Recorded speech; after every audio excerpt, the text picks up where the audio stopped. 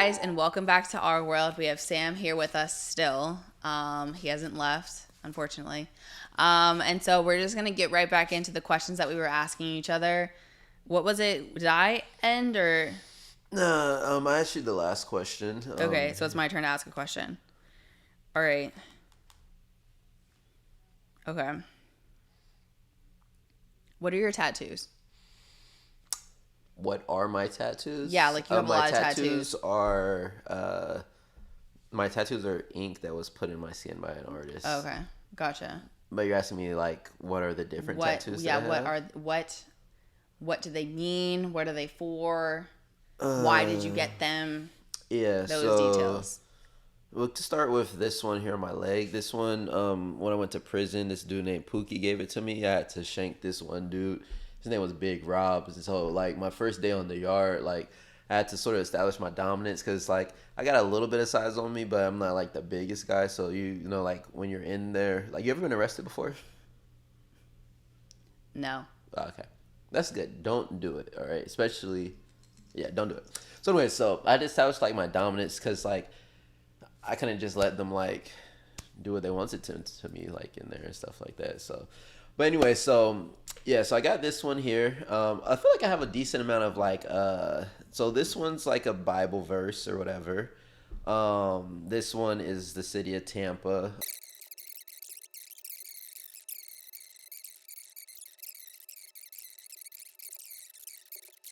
Probably like It's a lot. it might be like even- 23 or 30 or something. I wouldn't even begin to count how many those are. It depends on how you count it. So, because some of them are like pieces, but if you want to count it as individuals, then it'd probably be a lot more than like if it was just a piece. But when I first used to get tattoos, I used to get like 2 in a day, or sometimes maybe like 3. And now, like the last time I got a tattoo, I'm like, I don't think I'm getting another tattoo because it hurts so bad. I think you're good. No, I mean I have space though. Like I could finish off my lower leg, maybe my upper thigh a little bit, maybe do a back piece. I think you're good. I think I might do a back piece. Okay.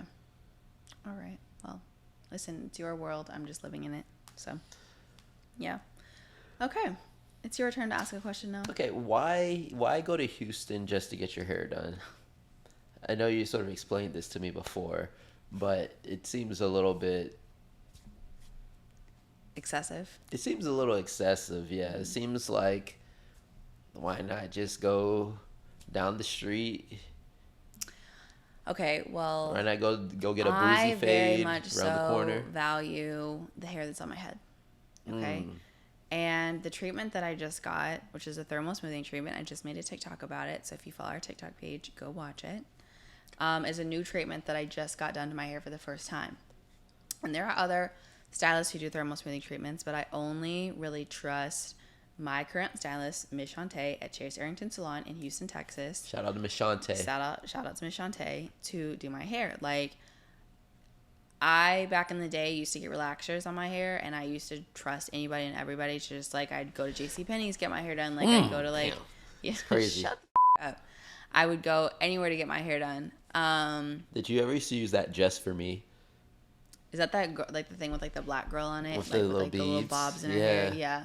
Okay. Yeah. You look like a just for me type of Sometimes girl. my mom would do my relaxers, and so like she would use like the just for me. But then we switched to like the olive oil like type one. It's like in a green like box or whatever. Then we moved to Care, and then it was Mazzani, and then it moved to Affirm.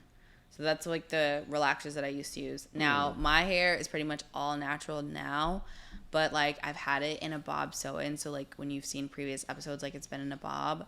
But like I wanted, like since I've been like working out with you, I don't necessarily like the fact that I can't put my hair back into a ponytail and just like having, it's just like I just you would don't have like like it. the Mulan look if you would have did it.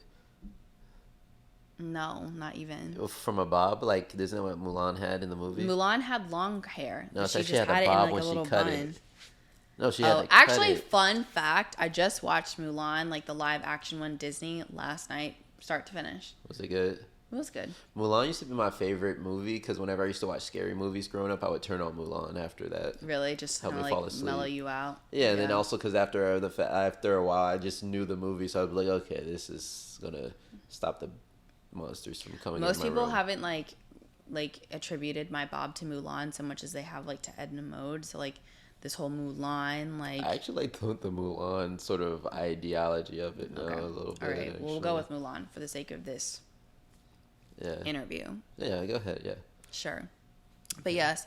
So it's a new treatment. So I didn't want to like trust anybody here to get it done. So I flew there and it was worth it. And you know, so you just got to do what you got to do. Like, I know that you can't relate because you would have to travel nowhere to get your hair done.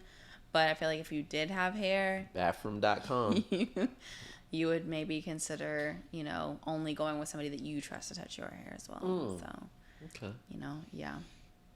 Because I don't want to end up with the cul-de-sac either. So, yeah. Yeah. The woman cul-de-sac is a cold world where that happens. I'm sure. I'm really sure. Okay. Okay. All right. Now my turn to ask a question. What number of question are we on? I'm just picking random. I have no idea at this point. All right.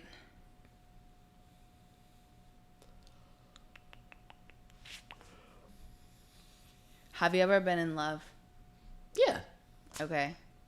What's like the biggest like love feeling that you've ever had for somebody? Like and why did it end? So me and this girl used to date. I'll just say her name because shout out to her, Shanquita.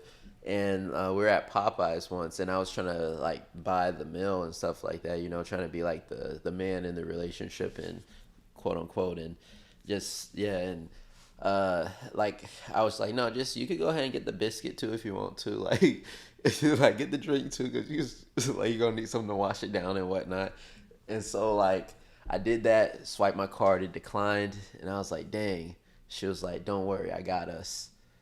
She pulled out her card, and it declined too.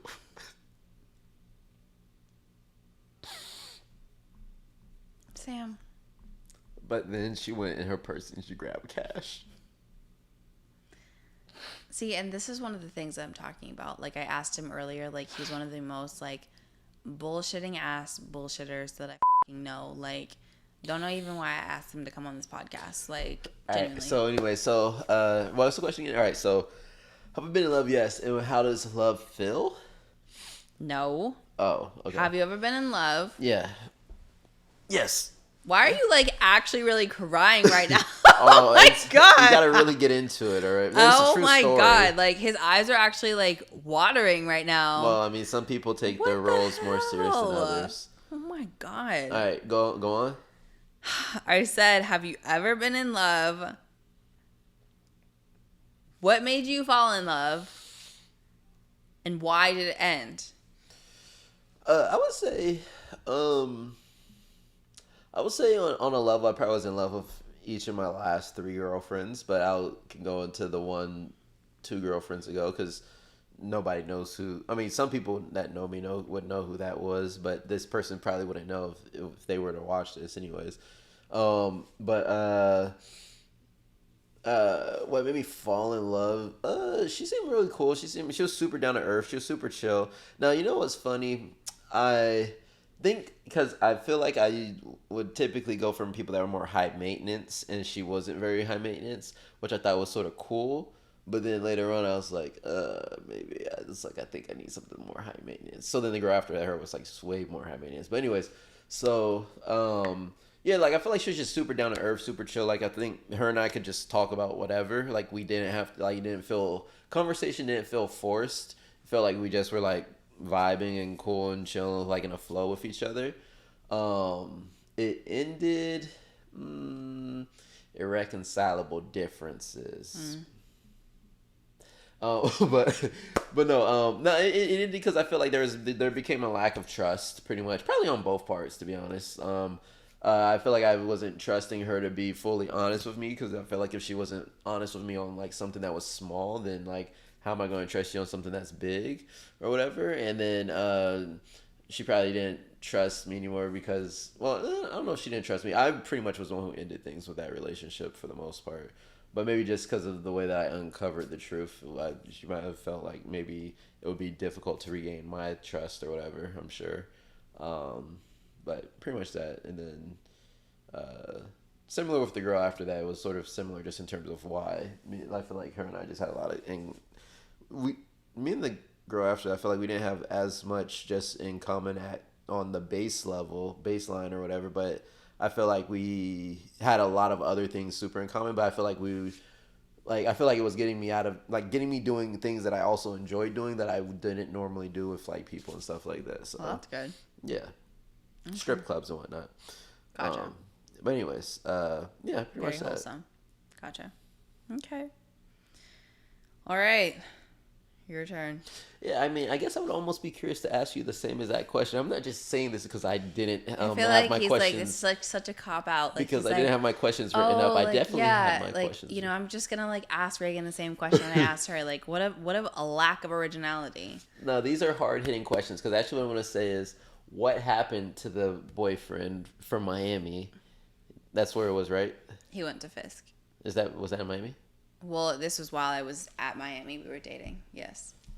I never even heard of Fisk University. It's an HBCU. It's in Miami? No, it's in Nashville, Tennessee. Oh. Yes, my mom went to Fisk. My grandpa went to Fisk.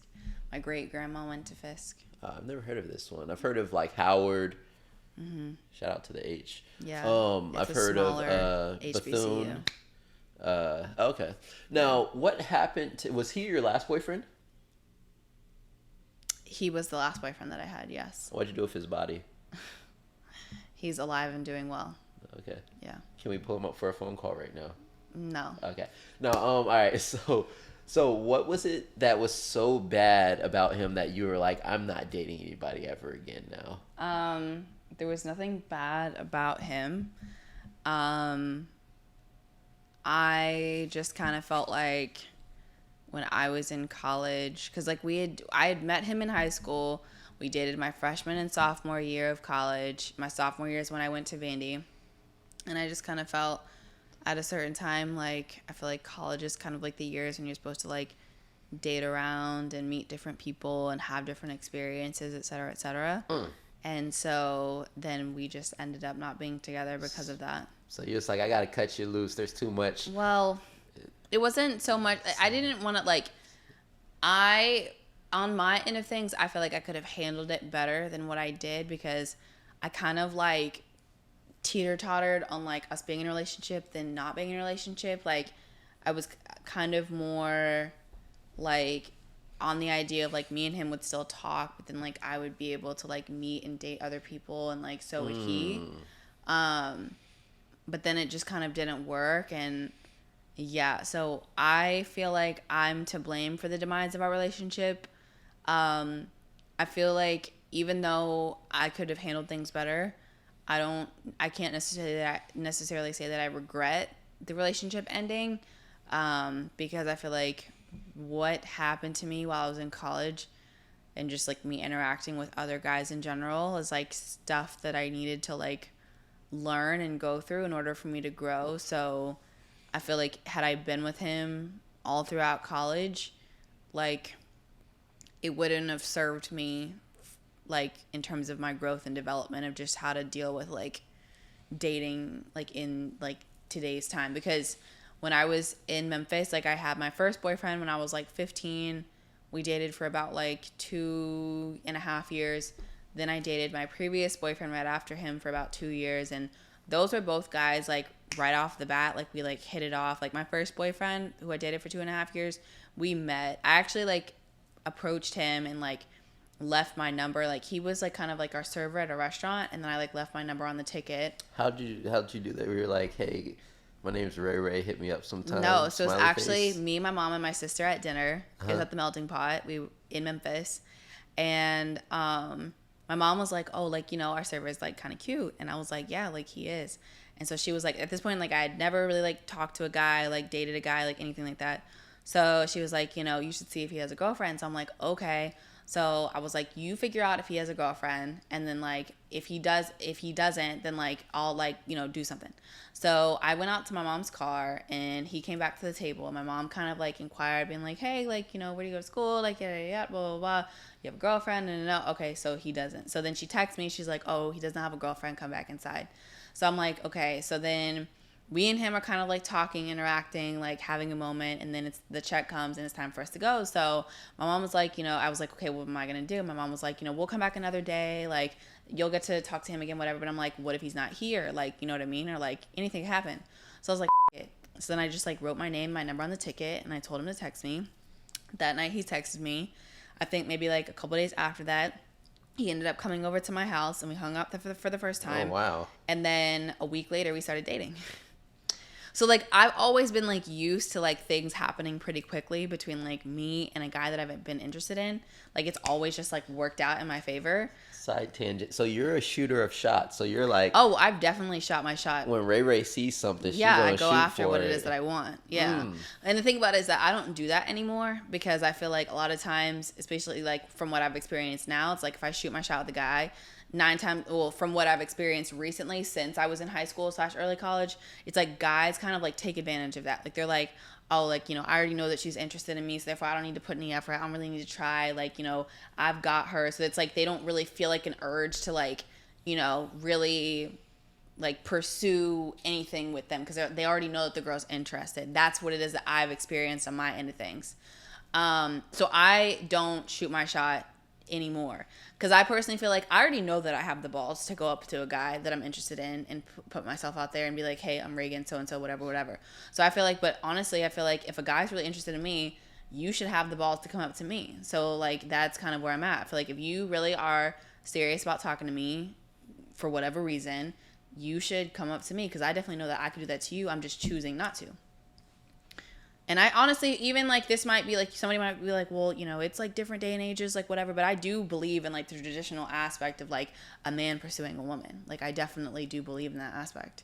I would agree just because from a psychological standpoint, from like with a guy, if a girl shoots her shot, and then a guy's probably is thinking something like that. They got it in the bag, but then also I think guys also like a little bit of a challenge too. Like I feel like if a girl I think women just tend to show some just regular indicator of interest, whether it's like them maybe like allowing themselves to be caught glancing at you or whatever, and then it's up to you to then go pursue or whatever. But I feel like when women are like actively with pursuing like shooting a shot, I feel like the way a lot of guys think is it can come across a little bit of like desperate energy a little bit. Gotcha. Or whatever. Well, see, you can't win out here. I feel like I mean, to an extent, and I guess it really depends on how someone shoots a shot too. I guess if you guys if you guys have already been knowing each other for a little, my bad. If you guys already knew each other for a little bit, then maybe it's a little bit different or whatever. But if it's like first interaction, like you're at freaking Armature Works or something or a restaurant, and you just go up and approach a guy or whatever, then it's like because halfway I'd be almost like, is this like a setup or something? But then I'd be like what is she gonna give to me? Like what am I what do you mean what is she gonna give to you? What would you potentially be going to catch from this person or whatever, like disease wise or something like that? Is like, why does your mind even go there? No, just because of how a lot of times people can be just from a lot of times, just how a lot of people can be like when it comes to that type of stuff or whatever. It's like, so you think that because a girl shoots her shot that automatically means that like you're no, that's not what I mean. I'm saying like it can come across as like, okay, this person must either do this to a lot of people or whatever. So it's like if it, and it depends. Some guys might be okay with that. I'm saying, but if you don't want someone who is potentially just shooting shots all the time at people, then it's like, well, how do you know they would be shooting shots all the time? No, I'm saying this is how a lot of guys think. I'm relaying so the why, thoughts okay, of how a lot of guys so why do feel you about think that. a lot of guys think that if a woman shoots their shot that they must do this a lot? Because not that many women do shoot their shots, and I feel like and this a stereotype more than like it's a stereotype, but I feel like with every stereotype there's always a level of truth to it on a mass scale, similar to what you were saying earlier or on the last episode or whatever. But basically there's always going to be a level of truth to a stereotype to where it's like 51% of the time it's probably accurate or whatever. So that's probably why a lot of guys would probably think that, because they're like, well, dang, like how many other guys did she probably go up and do that to or whatever. Okay, I just I hear what you're saying, and like if that's genuinely like from your perspective, but also like you have experiences with other guys saying that themselves. That's what I am saying. Yeah, I find that really interesting because That's not the only. That's not the only thing. Because I mean, not. And I guess it depends on in what way that somebody approaches too. Like if someone's like being more on some respectful type stuff or whatever, then it's like it can be a little bit different versus if someone's being a little bit more aggressive. Like if a guy's shooting their shot with a girl and they're being more aggressive and they're like damn little mama, like oh, yeah or whatever, then it's gonna be like But so if a girl's like approaching a guy on a similar type vein or whatever, then it'd be like then it would be more like dang, she probably be doing this like fairly often or whatever. And so then they might think whatever, they might take it and run with it however they choose to run with it, but a lot of guys might not view that as like someone that they want to date because they might feel insecure on a level, or they might feel like maybe that person is going to be doing that to a lot of other people, and they're like, I don't want to commit to somebody who's potentially doing that all the time to other people. So they might think of them as either a friend or other things that are more temporary, basically. Gotcha. So there's that. Okay, interesting. All right. Well, I mean, that's kind of sad. I mean, I get like it always is about the approach, but I feel like you know, just I mean, I can't speak for what a woman's intentions are. You would just have to get that vibe yourself, but I feel like I never, well, yeah, I don't really know what to say to that because I think like for me, like if I ever approach a guy, it's always like I'm actually like interested in them. Like I find them attractive. Granted, I don't really know too much about them, but I find them attractive and like want to see what their personality is like, want to see if like we're compatible, things of that sort. Yeah. So I don't think I've never done anything like, you know, like crazy to where like I don't even think that you would get the vibe that I'm like trying to come on to somebody sexually. Like with the whole like I like left my number like on the guy's ticket. I've like done situations. That situation doesn't come across like that. Yeah. I'm saying it's all in like the like yeah, your first point of contact is gonna be the impression, and based off that impression, it wouldn't necessarily be that. Also, you were like in high school at that. Well, I guess people do whatever in high school too, but you were like in high school at that time. So, and you're with your mom, so it's. I mean, and granted, I know some moms and people that are like really open and do whatever, but anyways, like it didn't come across like that was what it was or whatever. Yeah. I'm just saying like that approach is a little bit different than like other approaches or whatever that people. I can understand. Yeah, I mean, because I guess I could say the same about like, you know, certain approach. But honestly, from a woman's perspective, I never really know like what a guy's like intentions are approaching me until like we actually have like our first conversation, and then like I can kind of like get it from there. Like, you know, depending on whether or not you're really getting, you know, wanting to take me out or getting, you know, wanting to really get to know me, or whether or not, you know, after the first, you know, date or whatever, you're wanting to come back to my place. Like, I feel like a lot of times, like, when getting approached by a guy, it's like, it's pretty standard from my opinion. And then you really don't get into the nitty gritty of like what their true intentions are until like afterwards. So where you're saying like, oh, I can kind of pick up on whether or not a girl like is just wanting to like have like something casual or approaching me in a serious way, like you're able to get that off the bat. Like I don't think that I really get those vibes until it's like, okay, we exchange numbers, we're texting, then it's like, yeah, no, this is like not for me, and then I move on. I can't really break bro code right now, but I will say a lot of guys do mask their intentions a little bit when they are pursuing a woman, because even like if they don't. Like I went to a Christian college, and even there was girls there that were striving to not be busting it open or whatever, and and there were still dudes that were like, I probably could get her to do that or whatever. So it's like I feel like guys will sort of, some guys might take things as a challenge, but I feel like from a just in general human being standpoint, I think if depending on what what's your intents of having a relationship or connection with another person would be, I feel like having like very strong questions where you don't show your hand to what you want to what the answer would be that you would be happy to hear from somebody would be, to like filter out what somebody would be like to filter out the person. So if someone were to approach you, you maybe come like having like a list of certain questions that you already know you would be asking somebody, or if you were going on a first date with somebody, to where like it could be like almost a trick question to where you're like trying to throw something out there to sort of see like how they'll answer it or whatever. And like I said, like first date, like for Yeah. texting for sure. But like you're saying, like if I'm approached at a bar, I can already tell whether or not a woman's like serious or not serious. I can't necessarily say if I'm at a bar and a guy comes up to me, because like he could easily be wanting to just like, do the do and keep it pushing. But like, usually I feel like some guys like, will come like they have genuine intentions, like, oh, you're beautiful, like, I noticed you, like, can I get you a drink, etc., right? Which are like things that you would want a guy to be able to do. Like you would want them to notice you, to come up, get you a drink, like y'all have good conversation. But then it's like, okay, you go out on your first date, you start asking these questions, then you're able to determine, hey, he's not that serious, or things like that.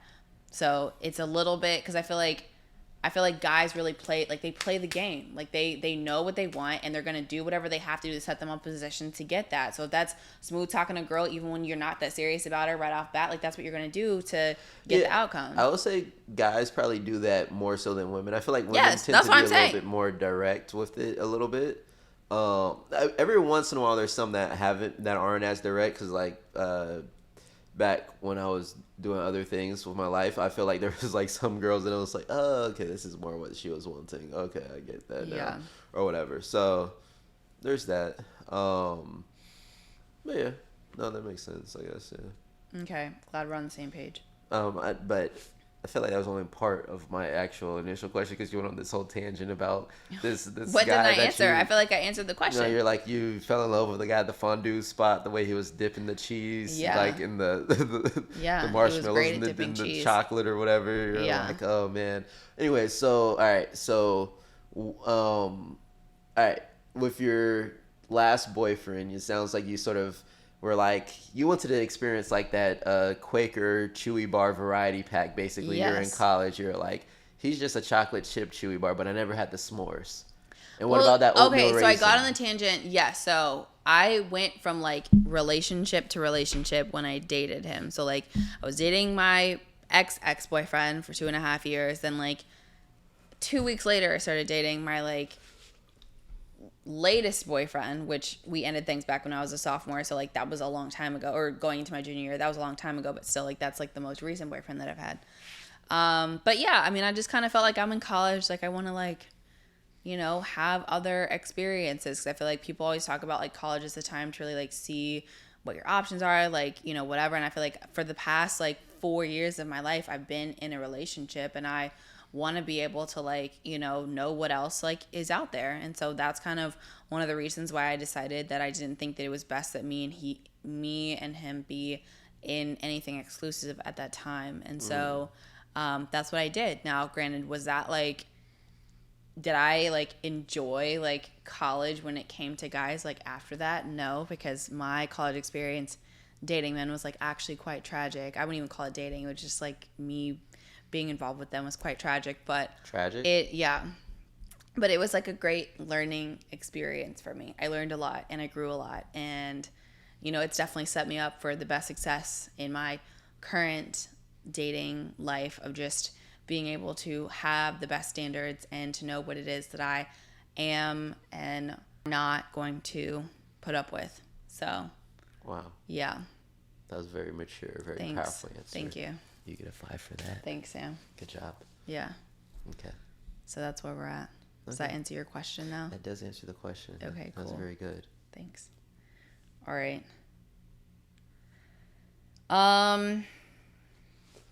Okay. What's the most embarrassing thing you've done while drunk? I haven't got drunk that many times, to be honest, in my life. Oh, boo. Because even in college, like I would be like, that was the most times I was ever drunk, and I feel like I was always like a relatively like cognitive, like anytime I've ever been impaired from alcohol or substances, which I haven't done that many substances. I've only done one substance in my life before, but I feel like I'm always like cognitive, so like I'd be in the club and I'd be like, oh, I was like, what is that? I would be like, I think I'm getting a little drunk, and I was like, I better sit down for a little bit, or I'd be like, I think I'm getting a little tipsy. Let me go get some water from the bartender. So I'd be like actually drinking water in the club to sort of sober up, and then I'd go like to the bathroom, and because I feel like when you get drunk or you drink water and then you pee, then I feel like it gets out of your system so much quicker. That's not really how it works, but okay. When you throw it up, I think that helps you like feel a little bit better if you're like nauseous or like your head spinning or whatever. But it's still in your bloodstream, Sam. Neither of us are MDs, but I like to think I'm probably a little bit closer to one than you. Well, listen, as somebody who's a professional, like, you know, shot taker and like cocktail maker, I think that I would have a little bit more expertise than you would. Plus, I also have my ABC license because I was actually a bartender at a restaurant that I used to work at when I was back in college. I don't think that it's like still viable now, but the lessons are still the same. But alcohol gets in your bloodstream. So if you drink water, pee it out, eat bread, drink coffee, take a shower, whatever, it's not going to freaking help. Most people think that it does, but it's still in your bloodstream. I will say when I used to pee it out, I could go and get more, and then I would be... Well, maybe that's like a psychological thing with you, Sam, but it doesn't... It's in your bloodstream. So the power of the mind is... Hey, and listen, that's what you're trying to coach. That's what you're trying to teach, right? Absolutely. You're trying to teach me, hey, you know, you don't really want to work out that hard today. Maybe we'll work on some like mental... you know, strength, you know, we'll tone up the mental strength. Yeah. On those then, days. yeah. So, you know. So, all right. So back to my point. When I would pee it out, I was ready to go more. So I'm trying to think, what was the most embarrassing thing I ever did when I was drunk? Trying to think different college times would probably be, I mean, this isn't even embarrassing, to be honest, but I mean, I think when you just, based off my diagnosis, I sort of mentioned in the last episode, yeah. Swag flu. Yeah. Like, it's going to be really difficult for you to have, like, those embarrassing moments. But what I will say is, I think one time I was, like, so drunk that, like, I pulled my phone out of my pocket because I was trying to, like, maybe text somebody or whatever. Because I was, like, it's one of those moments where I was like, oh, let me go sit down on the couch, like, I'm a little drunk. And then, like, I pulled it out of my pocket, and I guess it missed my hands completely. And then it was, like, underneath the couch in the club. So then I'm, like, on all fours, like, trying to get, like, my, like, phone from, like, out underneath the couch. But that's probably, like, the worst thing. I mean, throwing up in a McDonald's parking lot. It's not anything Yeah, it's not bad embarrassing. at all. Yeah, no. Like, I feel like I've had embarrassing sober moments, but like, not too many embarrassing, like, drunk Maybe I should have moments. rephrased the question then. Yeah, but too late now. You already asked it. No, I guess if you were to go to what is my most embarrassing moment? I mean, I will say on my way to this interview today, I definitely did go into the wrong building. And That's not embarrassing, Sam. I thought it was your apartment because there was like a doorbell thing and it said like ring because it was like hearing impaired, and I was like, this makes sense. This is why she doesn't listen that well. I was like, this makes so much sense. Sam. I was like, this I'll give is you wild. credit for that. That's actually very I good. rang the doorbell and this other lady came out. She looked like she was happy to see me now. I was almost going to just go in there and do my interview there, but I was like, well, this doesn't appear to be ringing. So then that's when I hit you up and I was like, yeah, this is probably not the right unit. Yeah, it's not the right unit. All right. So anyways, overall, you know what's funny? I feel like I don't get embarrassed very often. I feel like because when I was like younger, before I actually, now this is probably going to be very difficult to believe for probably yourself and your audience here. Okay. But I wasn't always like super cool. Oh. And at one point, like you think you're super cool?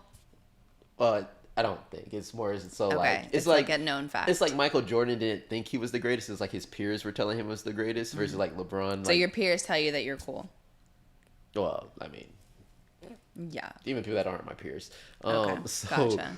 So anyway, so before that was a thing, like I feel like I used to have to like self-inject that into myself or whatever.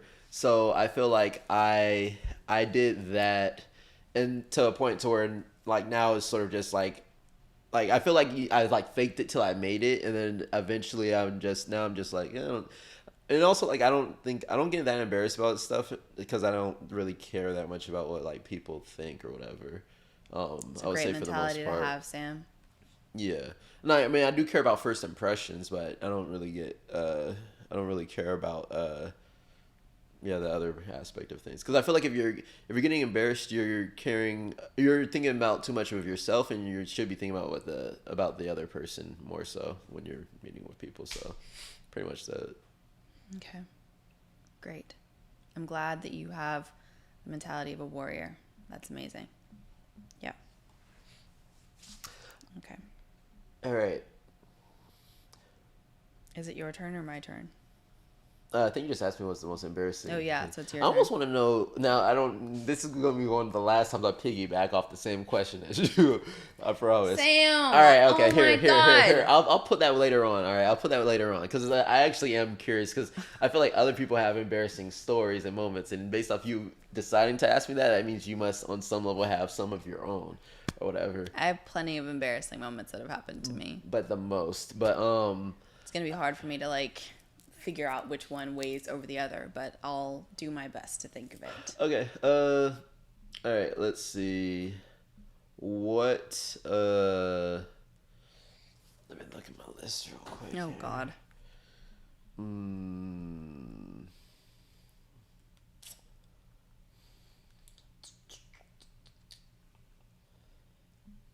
All right. What would you say? What's something that would make you go extremely like crazy, like ready to like spaz out, quote unquote, so to speak, in a situation like or on somebody? So I've had a couple of moments of, for a lack of a better word, popping off on people. My goodness. I know, it just Do tell. looks so crazy. It really just takes like a certain level of like you pushing me to that limit. Like I have to experience like repeated like disrespect after disrespect after disrespect after disrespect for me to just like officially like take it to that level, because otherwise I'd like to think that I'm a very level-headed person. I don't like to get crazy, like yell at people, cuss people out. I don't like to do any of that stuff. But when I feel like, because it, and this has more so happened in the past than happened recently, because my barriers, they're like my walls, or I don't know, like of like shit coming my way have just like been put up, so I don't even allow that energy to come around me anymore for it to get to that point. But back in the day, I used to just repeatedly, allow people to be in my life who were consistently like bullshitting me or lying to me or disrespecting me and stuff like that, which is a part of one of the reasons why like my college dating experience was not that great. And so that is what mainly like those situations pushed me to like my absolute limit. And there was this one situation with this guy that I was involved with for probably about like a year, and he had really pushed me to my limit. I'm not gonna lie, he really did. And so I ended up like going off on him. I was like outside of his dorm room, like banging on his door. Like wow. People were coming out, like looking at me, being like, "Is everything okay?" Like whatever. He threatened to call the cops on me. Like it was like pretty bad. Wow. It was a lot. But like this was after like so many times of him just like repeatedly just like disrespecting the fuck out of me, like treating me like I don't need like my feelings, like me as a person, I don't matter to him. And I think like back then, like now I wouldn't even like give somebody like that who like treated me like that a second thought. But I think I was so like caught up and just like, I don't even know like what it was, but like I just felt like I could like fix him. Like, yeah, he's treating me like shit, but if I just keep showing him like that I'm a great person, then I'm like empathetic to like the struggles that he's going through, whatever the case might be, like he's gonna change, he's gonna treat me better or whatever. But like none of that never happened. Mm-hmm. So yeah, it just it really pushed me to a breaking point. And honestly, from after that situation happened, like I was dealing with like a lot of mental health issues like after that. So it's like a whole other conversation that I'll like post an episode about another day. But like that's literally what drove me to like have like deep like mental health issues, is like from like the amount of trauma that I experienced in that relationship with him. I mean, I could definitely see that. I feel like a lot of people's traumas come. I mean, I think almost every trauma that anybody has comes from like some type of detrimental, or whether it's a romantic relationship or like familial or something like that. So that makes sense. I can see that. Yeah. Yeah. Okay. I'm like, glad to hear that you're healed. Yeah. And you're here. Totally healed. It's our world. Yeah, it is our world. It's my world, and you're just living in it. Okay. Yeah. Okay, was that your question or was that my question? That was my question. I asked like the best questions because those are like the ones where it gets like a lot of good information out there, and then yours are just like, Mine ooh, are like my ooh, why questions do are you get actually a, really good. That's why you keep ooh, piggybacking off of me because you why know do you that have my a pink questions are watch good. band? You should have. Why are you bald? Those are good questions. That's what the people are gonna want to know. Or at least that's what I want to know. All right. Um. All right. So before doing this interview, I feel like I kind of needed to do a little bit of research on you. All right. So, nothing crazy. It's not like I did like a CIA's like diagnostic like report on you, but I did go through your Instagram. And, I did, see some things that I'm like, I kind of want to like know a little bit more about this. So just out of curiosity, what is your specific reasoning for following um, former President Donald J. Trump on Instagram? Oh, okay. No, I mean, I'll answer this. I follow a lot of different people and stuff like that, so I like to get different perspectives on different things. Okay. I like to see different things, whether I agree with them or not. I think some of the stuff he said is sort of funny or what. I mean, like as somebody who likes to troll people, I can appreciate people that troll people that are on the left and the right. A lot of people look at. I feel like politics a lot of times nowadays is very divisive and it's very like factionated. And I remember like when I was growing up, even though like people were like most kids weren't into politics in like middle school, but I think my dad always was into politics and stuff. So I always like paid attention to him a little bit, and one of my favorite like teachers was really into politics and stuff like that, and he was like my history teacher, and so like I feel like people could have some views that were a little bit liberal, some views that were a little bit conservative, and it was like okay. But now I feel like if you have any view that's like too liberal or any view that's too conservative, then it's like oh like I hate this person or I can't be friends with this person. They think something different than me or whatever, and it's like well no, I mean that's just a human being, that's just a person, and so you're now dehumanizing somebody because they might think something slightly more different than you or whatever. But anyway, so I follow him just because I like to stay on top of different things and see what he's doing, whatever. I mean, he's literally one of the main candidates for becoming president besides him or the current president. So it's like, well, let me see what he's talking about and stuff like that. And also, I like to look at the comment sections of like his page and some of the more conservative pages because sometimes I'm like, are some people really like do people really think in a certain way that people portray them to like in the main like media that's typically pushed out? And sometimes I'm like yeah, a lot of people like some people are, and then sometimes I'm like well not everybody thinks like that either. So it basically just gives me a well-rounded Perspective view, on perspective of life things. and politics. Yeah, And all that's that why I stuff. said like I like to sometimes look at like the comment sections of stuff or whatever.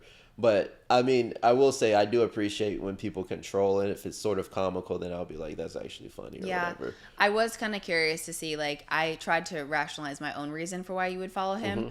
So I did go onto his Instagram page and just see what kind of, like, things you were liking or whatever. And there was one video that had popped up with, and this was like a while ago, but there was like one video that had popped up with like some like black guy that was like in like court, and he was like being asked a question about whether or not he had like some type of like relations with like some other woman. Fannie Mae thing or whatever. Yeah, you did like that one. So I was like, funny. Maybe he just like likes for like the trolling aspect or like I think that's mostly what his Instagram page is. I don't even think he runs it. I'm sure his team does. Or no, whatever. For sure, he definitely doesn't run it. But no, that video was funny just because it's like. Well, because I think when I first saw it, I saw it on this other thing or whatever, but it was like, I think the person was asking they were asking the guy if he had like inappropriate relations with the DA of like in Atlanta or whatever city she is in or whatever in Georgia that's like over like the Trump trial or whatever. It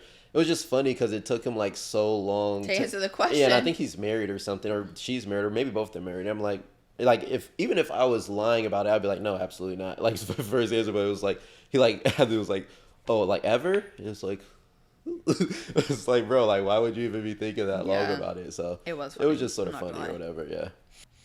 Okay, so this is gonna be a good one for you. All right. Zombie apocalypse. What is the first thing? What's your plan? What's your game plan in a zombie apocalypse? What? Actually, Game plan in a zombie apocalypse. I also already know what my answer to this is. I need like, what's my game plan in a zombie apocalypse? Well, like, it depends because there's so many different things that I could say. There's so many different there's so many different like responses that I could give to certain situations. Give me your top 2 scenarios. Well, I mean, like, in an ideal world, right? You just, like, is, like, the whole world, like, turning into zombies? Like, you get bit and you're a zombie? Like, is it the whole world? It's a zombie apocalypse. Okay. Well, I mean, if it's an apocalypse, it's, like, what is there really left to live for at that point? Like, if there's no cure to being a zombie, then it's, like, you know, like, you're just living in fear, or, like, living in defense mode all the time, having to like hop from place to place. Like, at least like in The Walking Dead, right, just as an example, or like you could take like Resident Evil for example. Like, that's also something too. Like, there was like, you know, like there was like a, have you seen Resident Evil? I played the video games. So you haven't seen the movie? The movies came after the video games. Okay, well,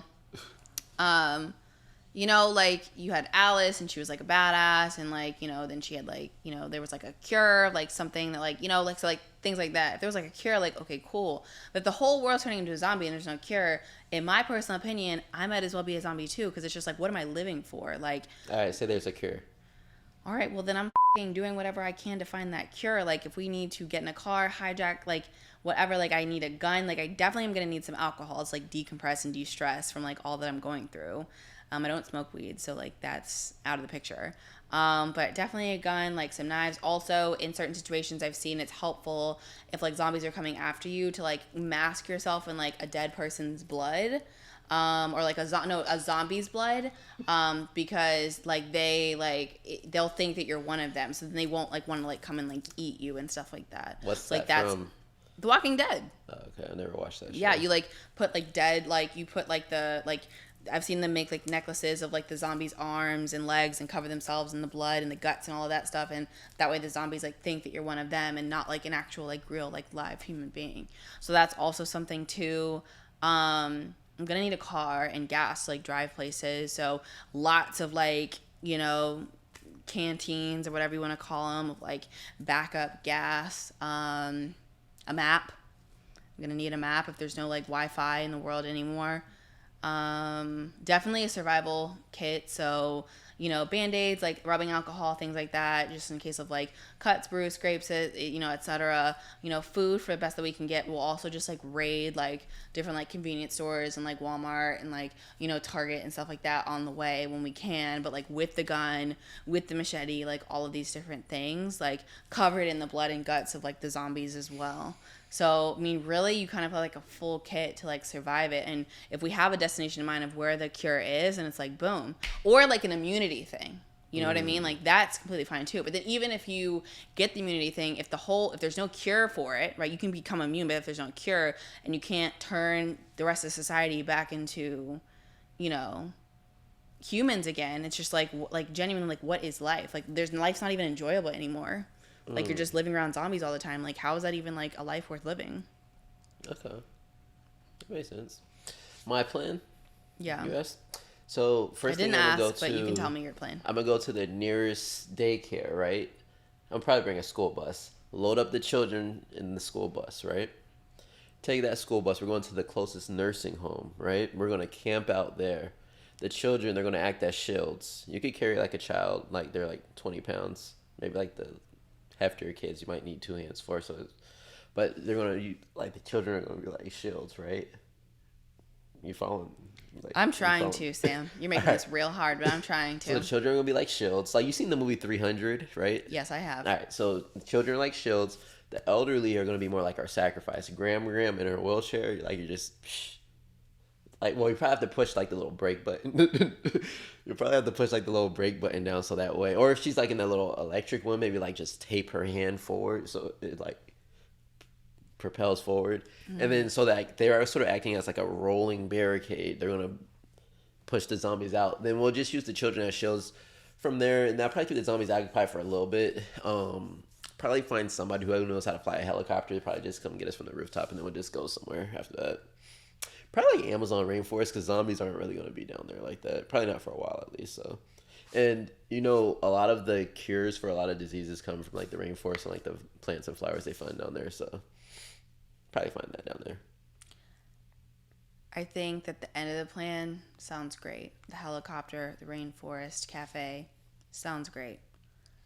I think the way that we're going to get to this plan, I think you should think through that a little bit more. Like you told me that your ex-girlfriend was talking about how you needed to be a little bit more empathetic and a little bit more, you know, kind of sensitive to people's feelings and things of that sort. I think that in that aspect of us using the grandma and the grandpa as the sacrifices. Well, and some of them might children not as have shields. grandkids, so they might not even have anything to live for, to be honest. So, and then the children, like, I mean, ideally the children are going to be okay. Like, the shields.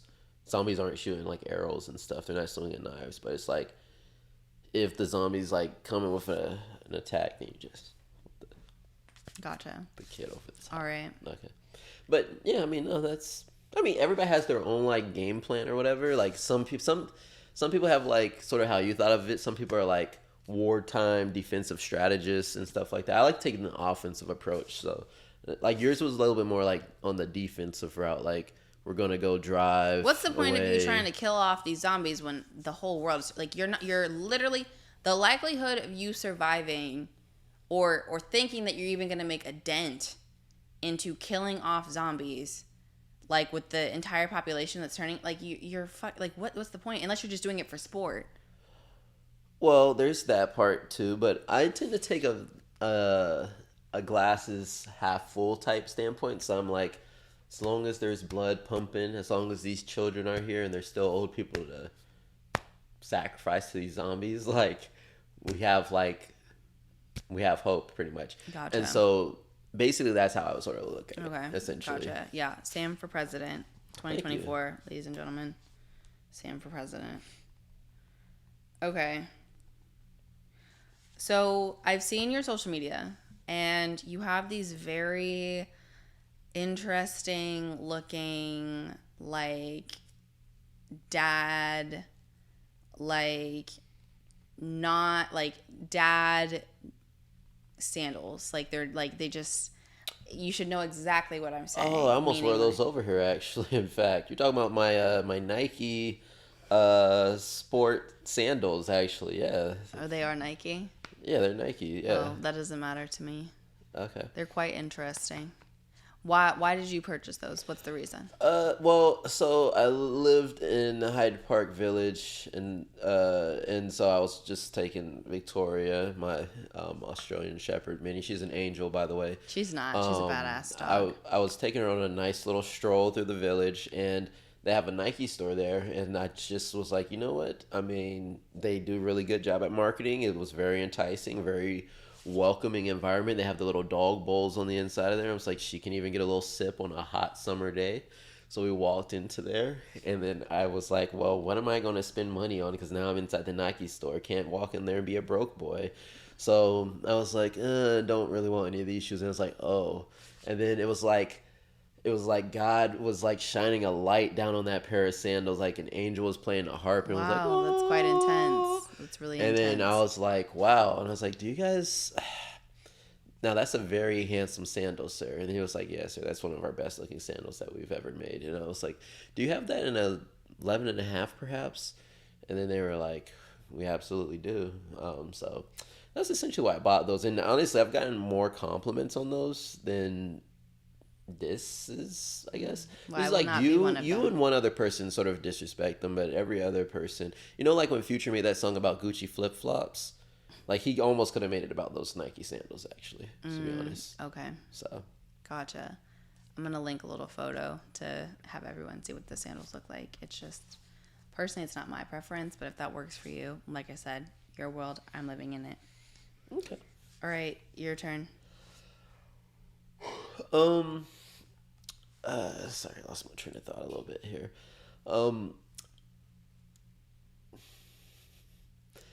Yeah, so, all right. So, I know you mentioned alcohol a lot. Mm-hmm. How big of a role would you say alcohol has played in your life? And do you feel like you've had more negative experiences from your alcohol consumption or more positive experiences from your alcohol consumption? Definitely more positive. Definitely more positive. Because I used to drink a lot. Like, even before, like, I started training with you, I would drink all the time. Now, it's not as often, but I still do indulge every now and again. But I try to be more strict about when I drink. But yeah, I've had some great experiences being tipsy, being drunk, like some of the best nights, like lived it up, like whether that be at the club, at a bar with my friends. I throw, in my personal opinion, some of the best pre-games. It's just such a vibe. It's so vibey. The drinks are going. I personally sometimes will make the drinks myself. You personally didn't like that I drink that I made, but it was better than the plain thing, so I'll give you some props there. My friends like my drinks. So yeah, we just have a vibe. Like, even my sister's about to graduate on Saturday. I got 2 sections at the club for us at Tangra. Yeah. Is that an Ybor? It is an Ybor. Okay. And we're gonna like pregame here before. You know, right now you have like, you know, all these bright lights are going on, but like when it's like the lights are off and we have like the signs and there's music playing, and then this lamp and then that lamp like also do different colors, so it's just such a vibe in here. Okay. You just really just get to like live it up, you know. Yeah. So like I've just had so many like fun experiences like with my friends of just like, you know, being at the club, like singing my heart out, dancing, like just some of the best. Now the hangover part is not that great, but like just leading up to that, amazing time. Okay. Yeah. There's very few moments that like I do stuff that I'm just like, I probably shouldn't have done that. But when it does happen, it definitely like sticks like a, you know, it's almost like one of those things. It's like, what's it called? Like your body like creates like a resistance towards, like, it's like, okay, that shit happened. That was embarrassing. Like, never is that going to happen again.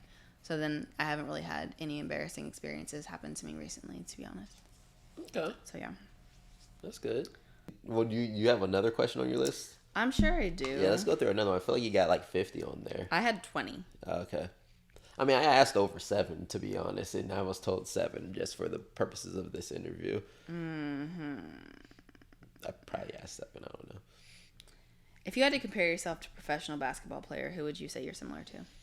Easily somewhere between Michael Jordan and Kobe Bryant. Okay. I mean, I think just my dedication to the craft that I have, my pursuit of excellence, my strength, my greatness. Some people that like to point out that about my hair follicle situation.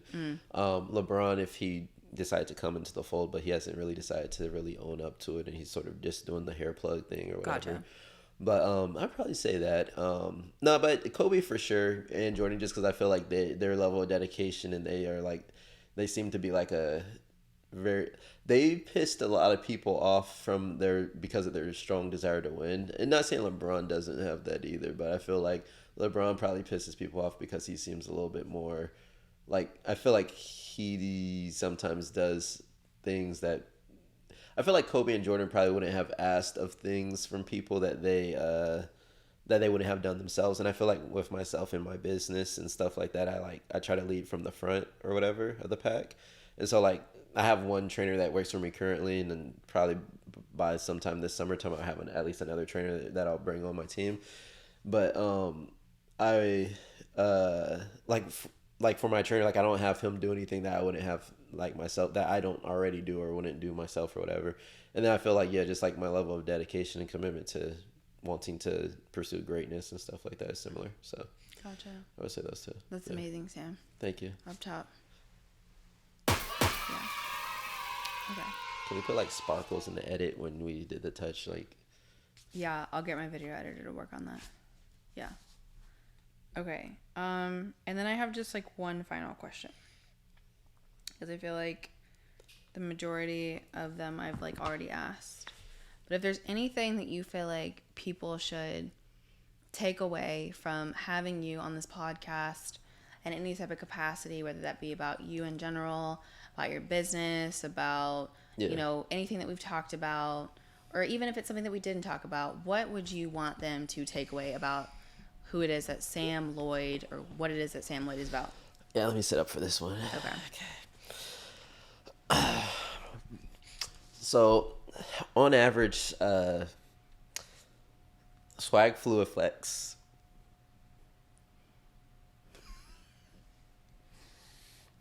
affects 1 in 2 million people per year. Sorry, I'm just getting a little emotional talking about this because it's such a new diagnosis for myself. And I'm sorry, is something funny about it? Nothing's funny, Sam. Okay. And I just really want to raise awareness to this, and I'll have the link in my bio on Instagram where you can donate, or you can just Venmo me directly, and I'll make sure the funds go to the right source and whatnot. But I just really want to spread awareness about it because it's something that I didn't really realize it was so serious, and it is very rare, so it's very new, and you're only hearing about like a few cases. Like I'm probably one of the only people in Tampa and maybe even in Florida that you'll ever meet. So I mean, when people get close to me, they sometimes slip because the swag is just dripping off me, and I can't control it and can't help it. But I mean, it's pretty much that. Sorry, I don't want to talk too much more about it. Yeah, okay. I'm really sorry that you're going through this, Sam, and I'm very touched with your story. Me and the whole team are definitely keeping you in prayer, and we really want the best for you, and I hope that someday, sometime soon, that doctors will find a cure for what it is that you're going through, because nobody should have to experience what it is that you're experiencing. So thank you for sharing with us, and God bless. No, I appreciate that. Yeah. I'm glad I could come on here and be vulnerable about it. So thank you, Reagan, for providing this platform for me. No, really, thank you. You've really touched me, and I know that you've touched several lives out here as well. So thank you for really just opening up to us. It means a lot. I appreciate that. Thank you. Okay. Alrighty. Well, with that being said, we're going to wrap up today. Sam's getting a little emotional, so definitely want to give him some time to kind of decompress from today's episode. Hope you guys have enjoyed the episode and learned a lot from me and learned a lot from Sam. And, I don't necessarily know if you've enjoyed having him on this podcast, but if you have, maybe we'll have him on a future episode. And if not, then you'll never see him again. So you guys have a great rest of the night and or day or whatever you're watching this. And we'll see you next time. Bye. Bye.